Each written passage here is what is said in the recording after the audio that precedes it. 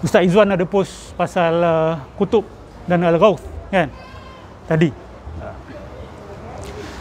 Ini lagi satu isu. Saya suka apa yang Ustaz Izwan tulis. Dia kata sebenarnya yang keliru tentang hakikat kutub, ghauth, rijalul ghaib, ahli naubah sebenarnya adalah golongan sufi sendiri. Golongan tarikat, minta maaf, golongan tarikat sendiri yang keliru. Dia orang tak ada satu kata sepakat apa itu rijalul ghaib. Siapakah watak-watak rijalul ghaib ni? Adakah mereka ni wali-wali yang masih hidup? Atau wali-wali yang sudah mati? Atau mereka ni jin Islam? Adakah mereka ini manusia yang tidak boleh dilihat oleh mata? What are you talking about? Yes. Kalau dalam tarekat kita ada kadang bila berzikir tu ada orang akan claim dia nampak pasal ego kan. Itu kan rijalul ghaib. Tak dengar apa dia? Yang tu ke yang rijalul ghaib? Okey. Itu termasuk juga sebenarnya. Siapa pernah dengar ada satu seruan dia kata Rijalallah aghithuna bi'aunillah. Kan? Pernah dengar? Kan? Rijalallah, wahai orang-orang Tuhan, selamatkan kami. Dan rijalallah itu ditujukan kepada rijal-rijal ghaib yang didakwa datang majlis-majlis zikir. Wali-wali sekian-sekian, bukan wali je, malaikat. Bukan malaikat saja, jin-jin Islam juga hadir. Bukan jin, bukan malaikat, manusia-manusia yang tidak dilihat pun ada juga. Ada satu jenis manusia ni tak dapat dilihat, yang dihijab Allah daripada pandangan orang. So baru-baru ni ada seorang ustaz, dia mengkritik, dia kata sebenarnya konsep rijalul ghaib di kalangan sufi bersih, jernih, tak ada masalah apa. Dia kata ada orang mendakwa bahawa rijalul ghaib itu adalah jin lah, adalah manusia yang tak dapat dilihat lah. Dia kata salah semua tu. Dia nukil daripada Ibn Hajar Al-Haythami. Ibn Hajar Al-Haythami adalah ulama besar daripada Mekah. Tetapi menjadi persoalan kita adalah apa dasar hujahan Ibn Hajar untuk mendakwa bahawa ada satu kumpulan yang dipanggil sebagai rijalul ghaib. Ternyata tidak ada dalil yang jelas daripada Al-Quran maupun Sunnah yang menyokong rijalul ghaib ni. Kalau isu rijalul ghaib ni isu rantingan, saya tak ada masalah. Kamu nak percaya ke tak nak percaya ke, up to you. Tetapi isu rijalul ghaib ini didakwa bahawa ketua dia, iaitu Qutub ataupun Al-Ghauth, dia adalah wakil Nabi-Nabi. Dia membawa mandat, otoriti Nabi-Nabi dan juga mandat mengurus alam ini. So saya tanya, itu isu ranting ke isu akar tu? Dia bawa otoriti Nabi tu. Membawa otoriti Nabi itu isu usul. Kalau isu usul, mustahil tidak ada dalil jelas dalam Quran dan Sunnah. Tak kira siapa pun cakap, Ibn Arabi ke, Ibn Hajar Haythami ke, bila mereka tidak bawa dalil, kita tak boleh terima. Kalau di situ ada leakage dia lah. Kalau dia cakap dia bawa wakil, Nabi bawa ada leakage dia lah. Ini yang kita, tapi dia orang kata macam ni, dia kata wali-wali kutub ni bagaikan khalifah di atas muka bumi. Dia orang yang akan menguruskan, dan bukan setakat menguruskan hal-hal zahir ni. Hal-hal zahir ni khalifah zahir yang uruskan. Dia orang uruskan urusan batin, iman kufur orang, siapa nak tutup mati hati, siapa nak bagi hidayah, takdir, rezeki. Itu kerja dia orang. Itu lebih besar ke khalifah zahir yang lebih besar? Dia orang lah lebih besar. Betul tak? Lepas tu dia membawa mandat kenabian. Maksudnya dia meneruskan jalan kenabian. Dia khalifatu Rasulillah. Dia khalifatu Rasulillah. Jadi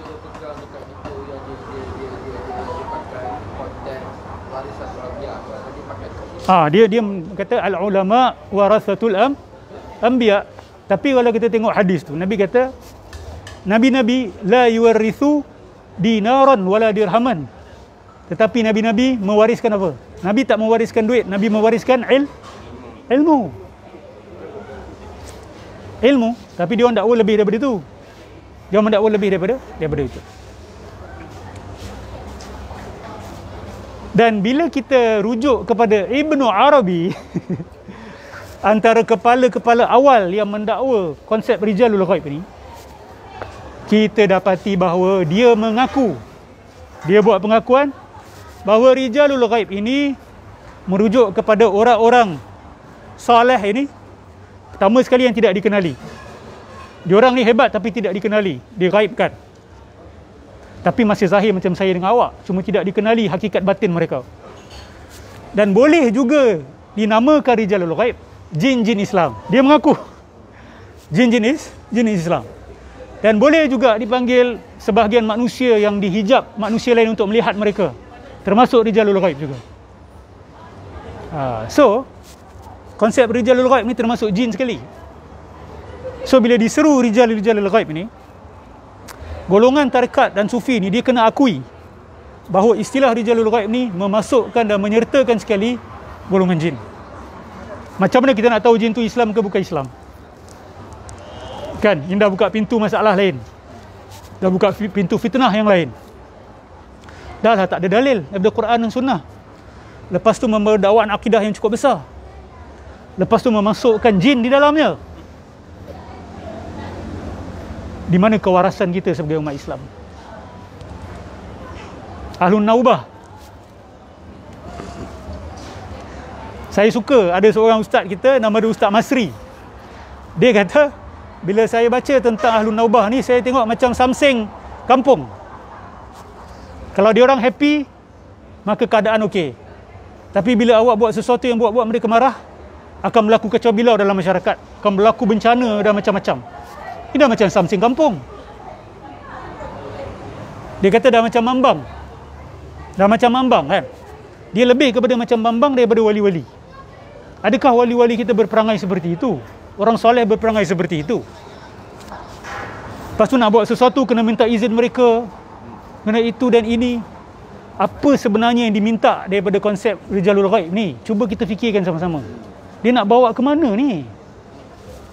Nak bawa ke mana ni sebenarnya?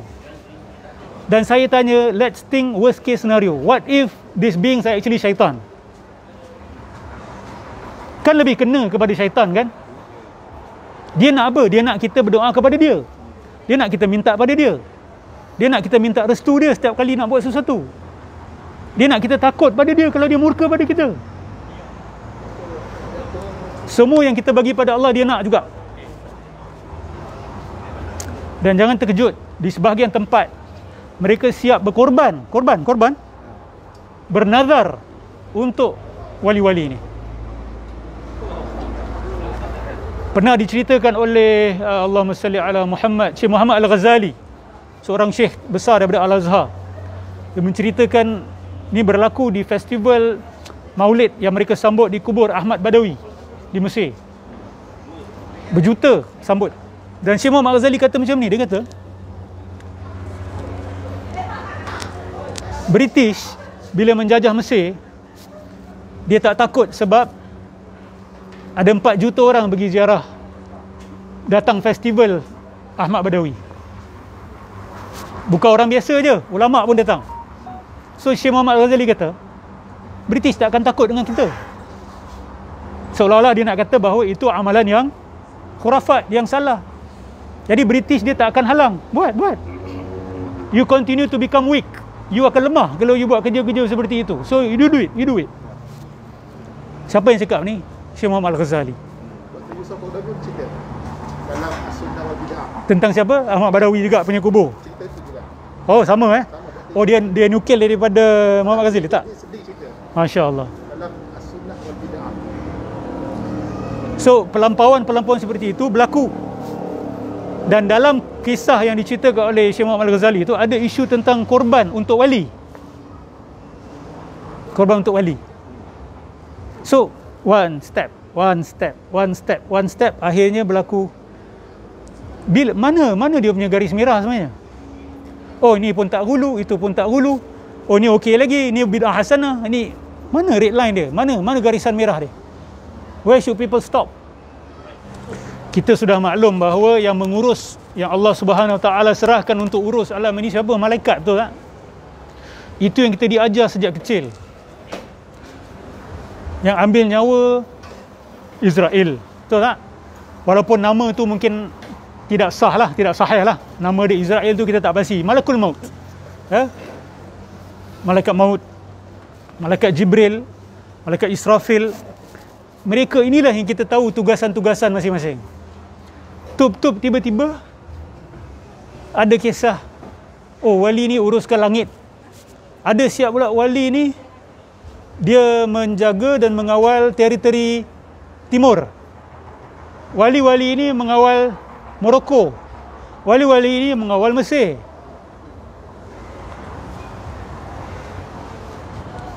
You nak keluar daripada kawasan kena ucap terima kasih, nak masuk kena. Dah jadi apa ni? Dah jadi teori dewa-dewi. Ni minta maaf, saya kena ulang balik sebab benda ni tentang akidah yang besar.